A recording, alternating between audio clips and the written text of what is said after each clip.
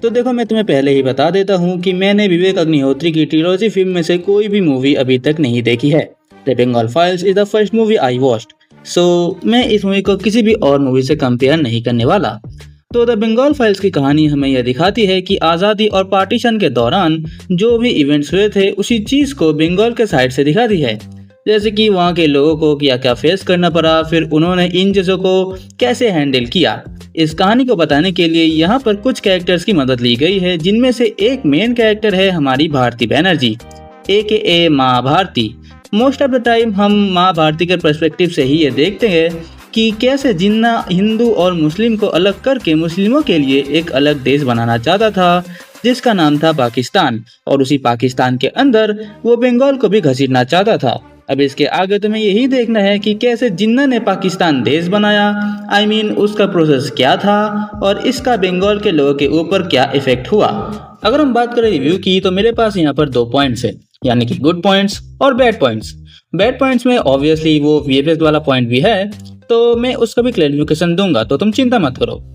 तो भैया सबसे पहले बात करते हैं कुछ गुड पॉइंट्स के बारे में, जहाँ पर सबसे पहले आता है डायलॉग डिलीवरी। इस मूवी में 2 कैरेक्टर्स या फिर कह लो तो एक्टर्स मुझे सबसे ज्यादा पसंद आए, जिनका नाम है गोपाल पाठा और इंस्पेक्टर शिवा।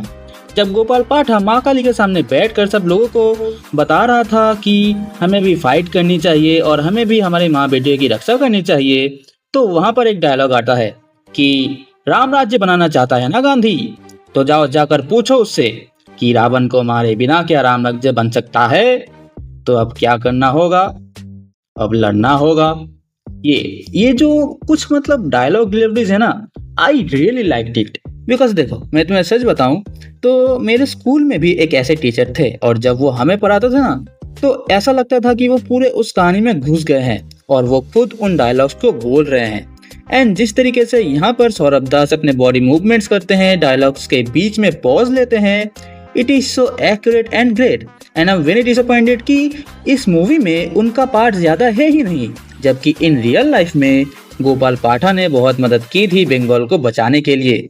अब इसके बाद आई एम रियली ग्रेटफुल कि यहाँ पर कोई भी स्पेसिफिक गाना वगैरह नहीं है, बस एक ही बाउल गाना है जिसुद्दीन मोने मोने, जिसको कुछ जगह पर मतलब थोड़ा बहुत यूज़ किया गया है। मुझे तो लग रहा था कि भाई ये लोग बंगाल गाना के बजाय कुछ हिंदी गाने वगैरह का यूज़ करेंगे, बट ऐसा उन्होंने नहीं किया। लास्ट में एक और गाना था अमर जन्मभूमि, वो भी अच्छा था। अब इसके बाद कुछ सीन्स में कोई भी एडिशनल लाइटिंग वगैरह का यूज नहीं हुआ है। तुम वो वाला सीन ले सकते हो फॉर एन एग्जाम्पल, जहाँ पर माँ भारती कुछ मुस्लिम लीग के लोगों से लड़ रही थी, एंड उस सीन में जब थोड़ा बहुत माँ काली जैसा वो दिख रही थी एंड पीछे से वो घर वगैरह जल रहे थे एंड उसकी लाइटिंग माँ भारती के पीछे से आ रही थी, तो वो देखने में काफी अच्छा लग रहा था। अब अगर बात करें बैड पॉइंट्स की, तो जैसे कि मैंने तुम्हें पहले ही बताया कि उसमें VFX वाला पॉइंट है। तो देखो, हाँ मैं जानता हूँ कि इस मूवी को शूट करने के लिए काफी सारी दिक्कतें वगैरह आई है, इसीलिए उन्होंने VFX का यूज किया है।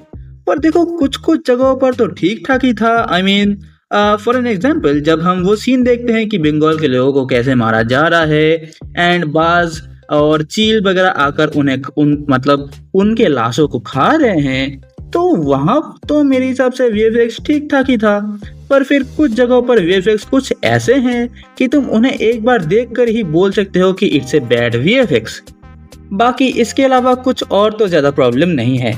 तो आज के वीडियो को हम यहीं पर एंड करते हैं। अगर तुमने ये वाली मूवी नहीं देखी है तो जाओ जाकर इसे एक बार देख लो, और उसके बाद तुम अपना ओपिनियन मुझे कमेंट्स में जरूर बताना, और लाइक शेयर सब्सक्राइब तुम अपने हिसाब से कर देना। बाकी मैं चलता हूँ, मैं तुमसे फिर मिलूंगा किसी नए वीडियो किसी नए टॉपिक के साथ। तब तक के लिए अलविदा।